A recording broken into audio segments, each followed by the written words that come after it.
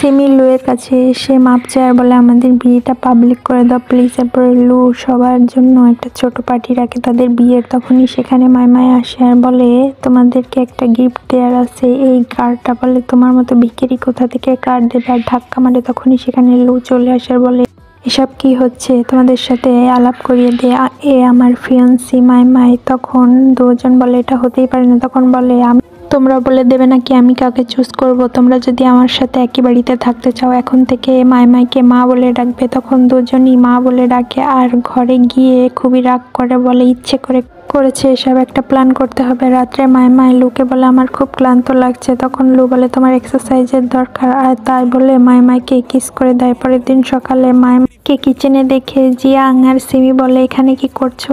তখন বলে এটা তো আমার ফিয়ান্সির বাসা, আমি তো থাকবোই, আর দুজন অর্ডার করে আমাদের জন্য খাবার বানিয়ে নাও। তখনই সেখানে লু চলে আসে।